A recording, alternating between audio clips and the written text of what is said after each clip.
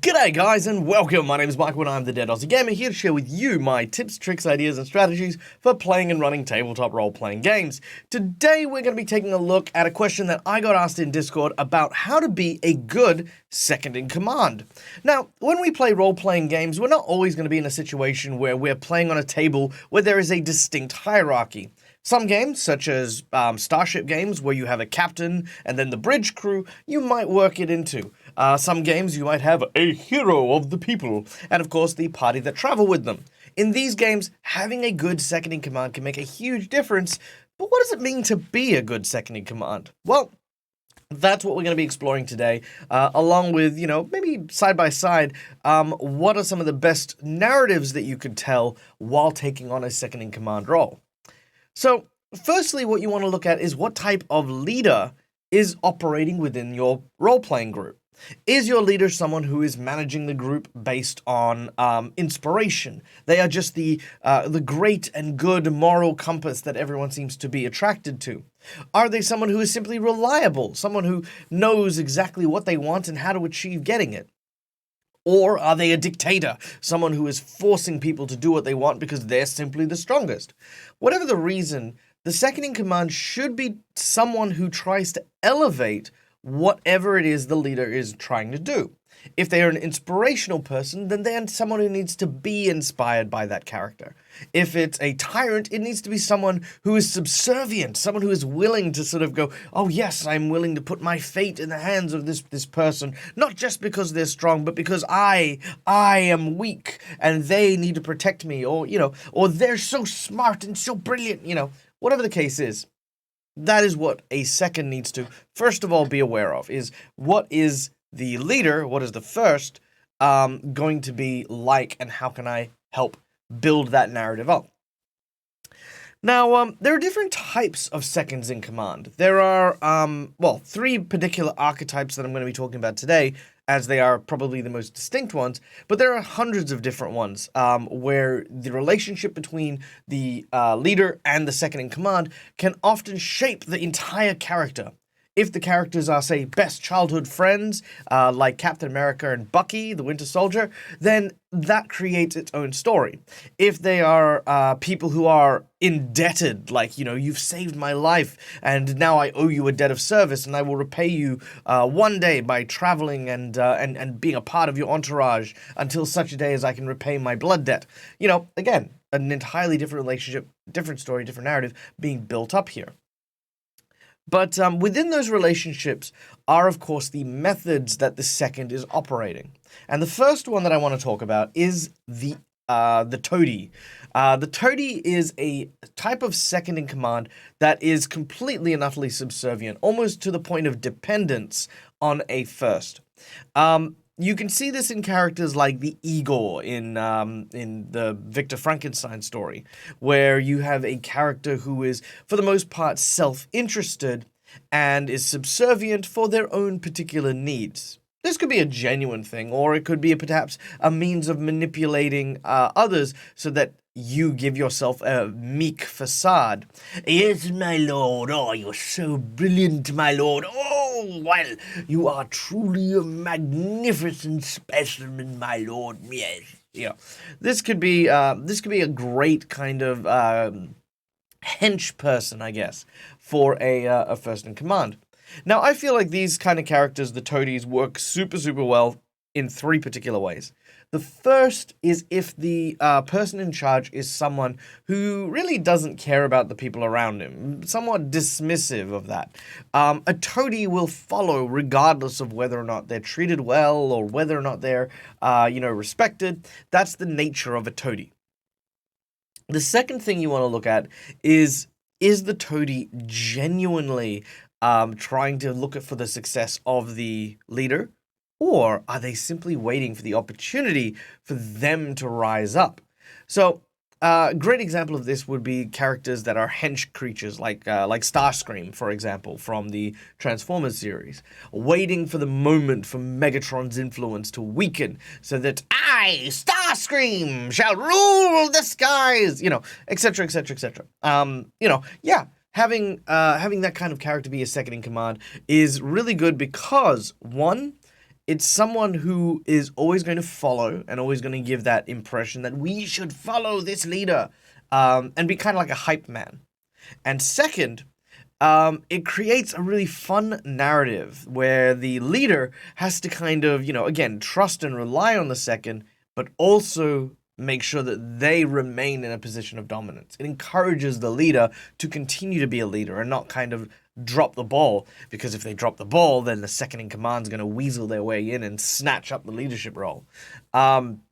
Those kind of seconds are very fun, very engaging, and, like with any game where you would have like a situation where there might be a sense of betrayal or anything like that, you may want to make sure that you as a player talk to the player who is leader when you're, if you're playing a treacherous toady kind of character.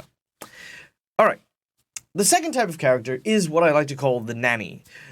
Now, when we talk about leadership, we talk about more than just being the strongest. We talk about being responsible, someone who is in charge of making sure that we are on the quest, that we are doing the best we can, and inevitably dealing with the consequences of whatever actions that we have comes down to being a good leader. However, some leaders don't do that. Whether or not it's because of the nature of the character, whether or not it's because they're just not that type of leader. Good examples are Star-Lord from Guardians of the Galaxy, where responsibility is not really in the cards.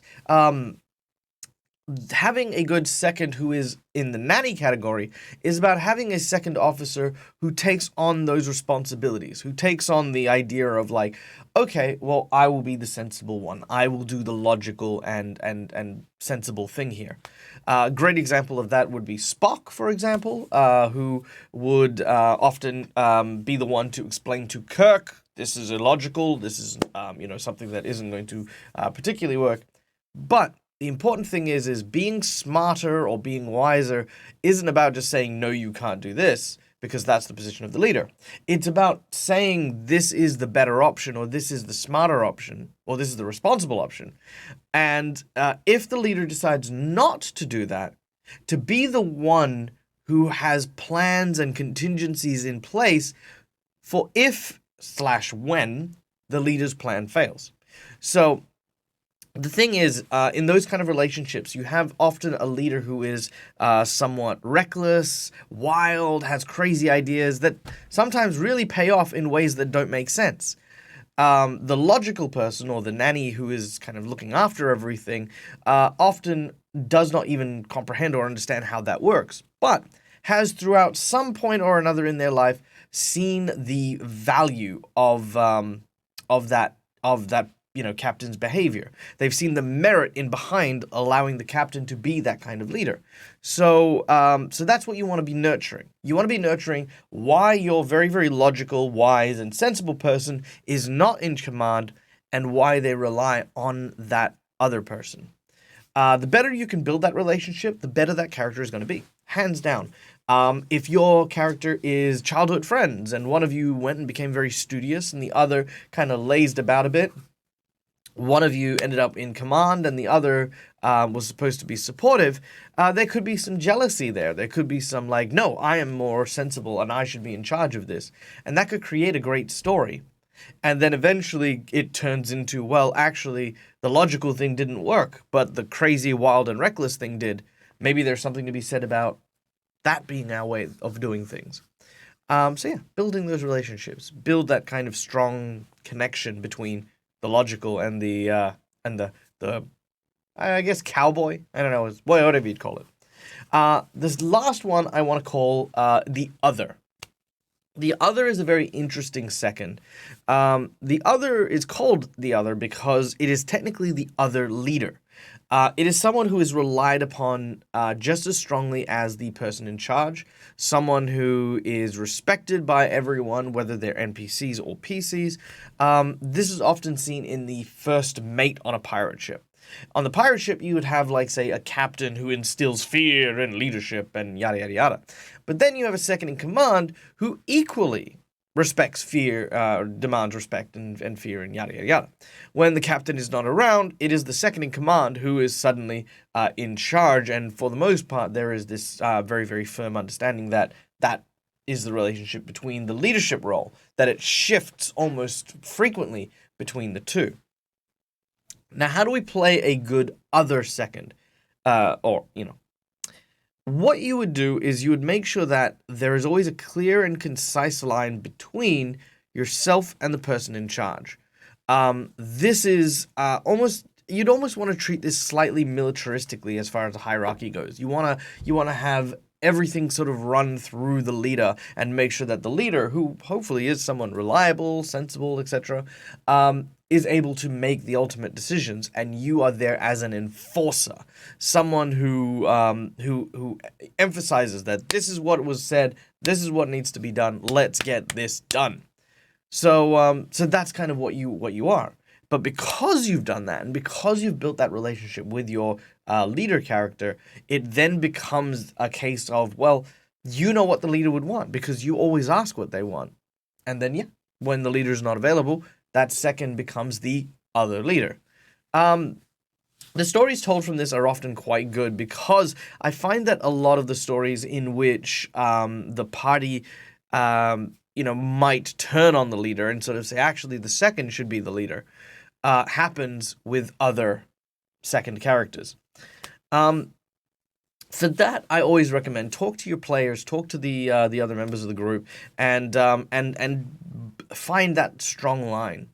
If the leader or whoever has decided to become the leader, kind of finds that they're struggling to be one, and a good second with the other category will often elevate them by simply showing them how to be those competent things. And, even if it's like, hey, Captain, where should we go? What should we do? I don't know. What do you think we should do? Well, Captain, if you recall, there are some merchant vessels heading to the west. Oh, okay. Let's go, get the merchant vessels to the west. Very good, sir. All right, all hands heading to the west.